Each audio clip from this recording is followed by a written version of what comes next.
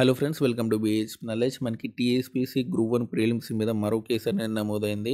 దీనికి సంబంధించి పూర్తి వివరాలు ఈ వీడియోలో క్లియర్గా ఎక్స్ప్లెయిన్ చేశాను. వీడియోని వరకు చూడండి. అండ్ ఎవరైతే ఫస్ట్ టైం నా ఛానల్ చూస్తున్నారో తప్పకుండా సబ్స్క్రైబ్ చేయండి. అండ్ ఈ కేసు ఏంటి అంటే ఇక్కడ చూడండి. అండ్ నమస్తే తెలంగాణలో వచ్చింది. గ్రూప్ 1 పై మళ్ళీ సుప్రీంకోర్టుకి ప్రిలిమ్స్ కీని సవాలు చేస్తూ పిటిషన్. తెలుగు అకాడమీ పుస్తకాలు ప్రామాణికం కాదన్న టీజీపీఎస్సీ. గూగుల్, వికీపీడియా ఆధారంగా కీ రూపకల్పన. దీనిపై అభ్యర్థుల న్యాయ పోరాటం సోమవారం విచారణకు వచ్చే అవకాశం. సో మీకు ఆల్రెడీ తెలిసిందే కదా, హైకోర్టులో మనకి కేసు అనేది పడింది. హైకోర్టు తీర్పు అనేది ఇచ్చింది. అది కూడా గవర్నమెంట్కి అనుకూలంగా ఇచ్చింది. ముఖ్యంగా ఈ కేసులో ఏం జరుగుతుందో చెప్తాను చూడండి. సుప్రీంకోర్టుకి వెళ్ళారు కదా, సోమవారం విచారణకు వస్తుంది కదా, మళ్ళీ కౌంటర్ పిటిషన్ అనేది వస్తుంది. అంటే టీజీపీసీ కౌంటర్ పిటిషన్ అనేది ఇస్తుంది. సో ఇవన్నీ అయిపోయిన తర్వాత ఒక ఎక్స్పర్ట్ కమిటీని నియమిస్తుంది అనమాట. ఆ ఎక్స్పర్ట్ కమిటీ మళ్ళీ ఈ 7 క్వశ్చన్లకి ఆన్సర్లు వెతుకుతుంది. ఓకేనా? ఇప్పుడు 7 క్వశ్చన్లకు ఆన్సర్లు వెతికి ఏది కరెక్టో ఏది రాంగ్ ఆన్సర్ అనేది వెతికి అప్పుడు మనకి ఫైనల్ జడ్జిమెంట్ అనేది వస్తుంది. కాబట్టి డెఫినెట్లీ నేను చెప్తున్నాను కదా, 3-4 క్వశ్చన్స్ అయినా మాడతాయి.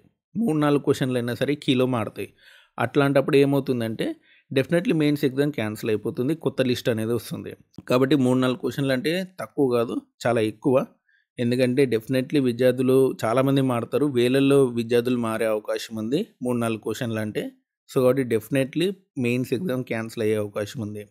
అండ్ GO-29 మీద మనకి హైకోర్టులో తీర్పు రావాలి. ఆ తీర్పు వచ్చిన తర్వాతనే మనకి సుప్రీంకోర్టుకు వెళ్ళే అవకాశం అనేది ఉంటుంది.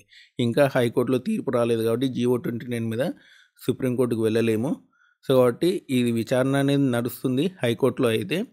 అండ్ హైకోర్టులో ఇంకా తీర్పు అనేది 26 అంటున్నారు. సోమవారం నాడు విచారణకు వస్తుంది అంటున్నారు. కానీ చూడాలి ఏం జరుగుతుంది అనేది.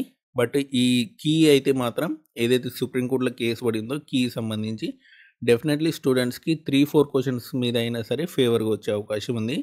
కొత్త ఎక్స్పర్ట్ కమిటీ అనేది సుప్రీంకోర్టు ఖచ్చితంగా నియమిస్తుంది. ఆ కమిటీలో మినిమం 3 క్వశ్చన్స్ అయినా సరే స్టూడెంట్స్కి ఫేవర్గా వచ్చే అవకాశం ఉంది.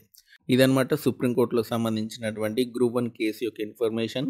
అండ్ మరిన్ని అప్డేట్స్ మీకు మన ఛానల్ ద్వారా అందిస్తుంటాను. అండ్ మీకు ఈ వీడియో నచ్చితే లైక్ చేయండి, షేర్ చేయండి, మన ఛానల్ తప్పకుండా సబ్స్క్రైబ్ చేయండి. థ్యాంక్స్.